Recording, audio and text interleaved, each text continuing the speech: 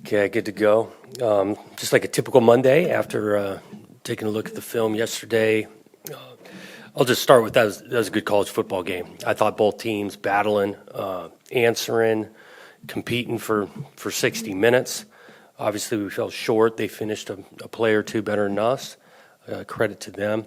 But I did think we played with a lot of energy and with some edge and made some plays, defensive effort.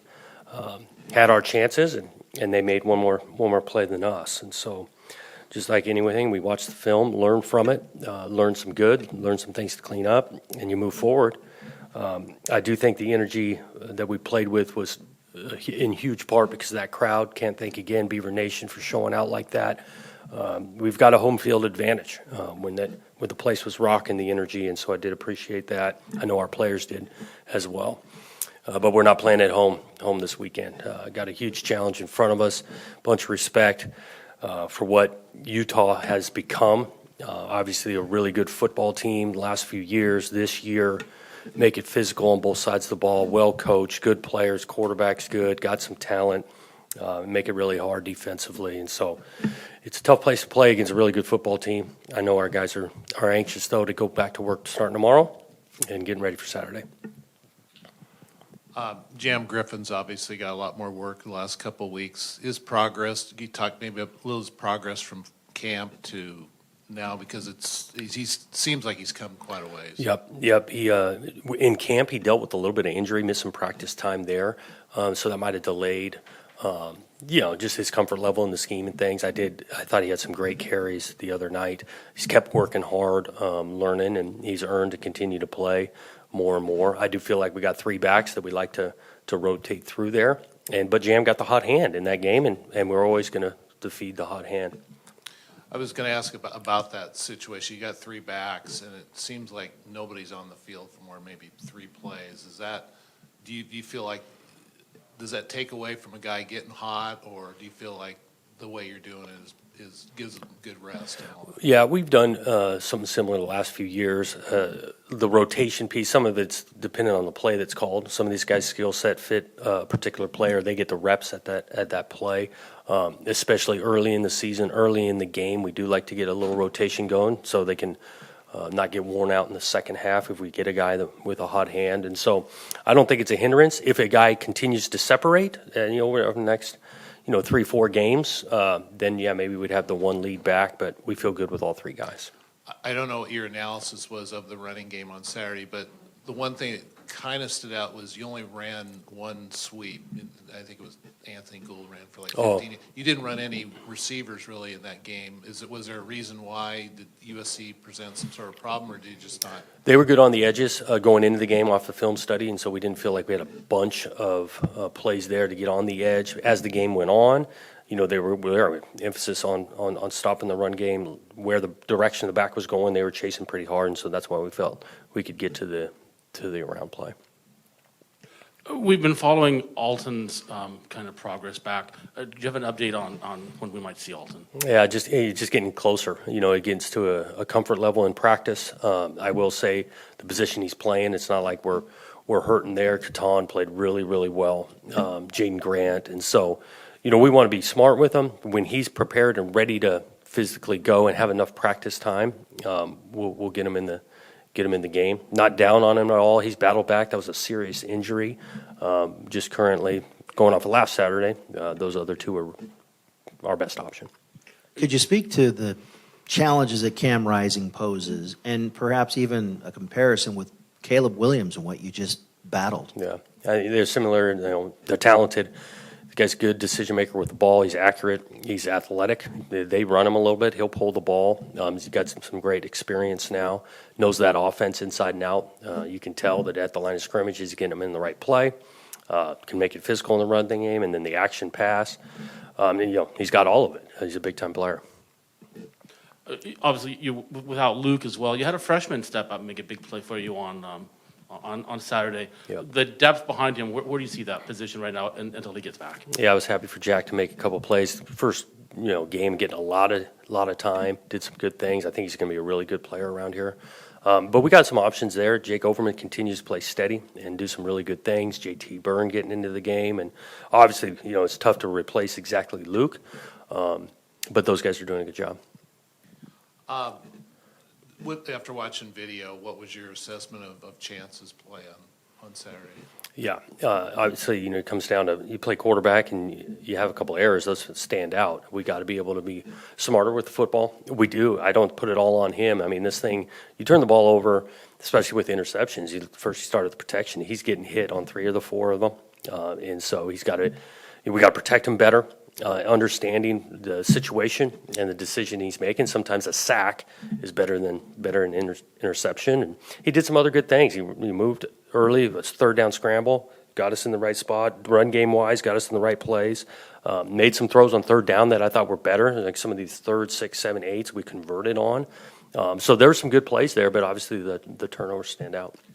You've got some personal experience with this.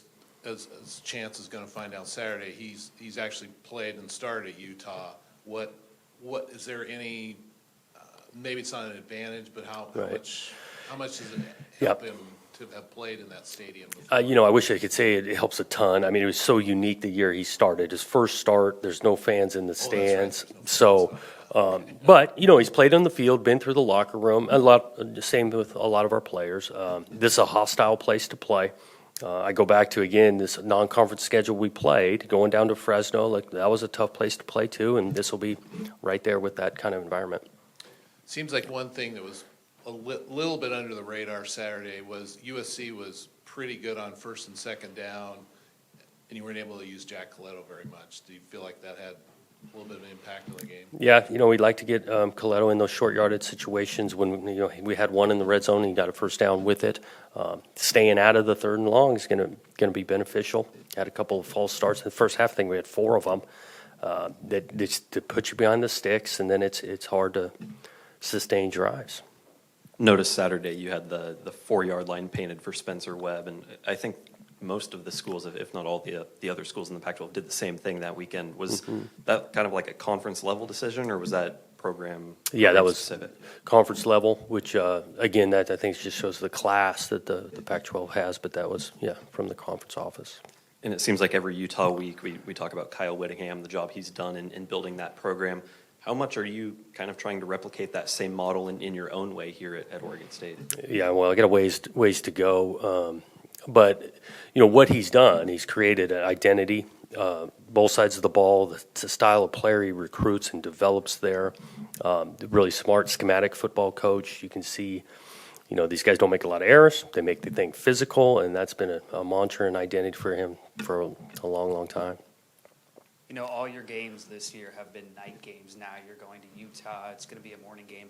How does this week of practice, how does your preparation change knowing that you're not going to have that much time on Saturday? Yeah, it really doesn't change at all. And some of it, I think it's a great thing, and I'll tell our guys tomorrow, because we practice in the morning. So kickoff time would be about the halfway point of where we normally practice. And so it'll be a earlier morning wake up than the previous games. But I'm going to try to sell it's right up our alley, because that's when we practice throughout the week. The crowd at Reser the other night seemed to really affect USC, forced them into using up their timeouts early. They used, I think, all 3 in the first half. When you go up against Utah in a packed house and they're rabid, you can practice with, the speakers going crazy, but do you talk about anything? Do you tell them, stay level-headed and go on pressure or whatever the count might be? Those kinds of things. You work on that? Yeah, you talk about it. We'll definitely have the crowd noise going throughout the week. Starts with early communication, getting in the huddle, getting in and out of the huddle. Obviously, we're getting on the same page. We've got to be able to do different styles of snap counts. And we'll practice. Actually started yesterday doing that. And that's what's playing on the road, that the crowd can make a difference in your communication, and we got to be airtight with it. Anyone perhaps coming back off the injuries for Saturday, or no new faces? Marco Brewer, got him one play, but we're hopeful that he can get back in the fold this week. Outside of that, I think it's the same setup. You won't see Musgrave or Trey Lowe, which we've talked about, but everyone else, hopefully by the end of the week, will be available. The 4th and 6th play, Some people seem to think that it was forward progress, should have been stopped. Oh. What did you think? I thought you were going to talk about the punt of Chance on offense. Yeah, I mean, look, these are bang plays. The game's physical and going fast. You slow this thing on tape. Is this forward progress stopped? You know, maybe. I wasn't totally hung up on it. I thought, look, it was a well-played football game. I thought it was well officiated to let them play. And yeah, we didn't get that call. Brant Keithy won't play Saturday. What sort of, when you watch their video, how big does he? I mean, he's a good player, but they got a bunch of these tight ends that can play. And so I don't see it changing much in their overall scheme, schematics, plan on seeing what they do. And, you know, I just think every program, just like us, is missing a player or two. And that's why, depth is important. And so good player, I'm sure they'll miss, but I don't see them making wholesale changes. And the Utah defense, what challenges do they pose? What do they like to run? Yeah, they're similar, what they've been doing for a long time. Play a lot of man coverage, but change up their looks. Very sound. Not ultra trying to fool you out there. They just do what they do, and they do it really well. Playing at elevation in Salt Lake City, is there anything specific you do during the week to prepare Right. for that, or do you kind of just rely on the conditioning you've built to this point? Pretty much, yeah. We won't talk a ton about it. Similar to Colorado when we go over there. Not seeing that as a major factor. I will say like the ball's going to travel further. So like on special teams and things, we'll definitely talk about that. Thanks, guys.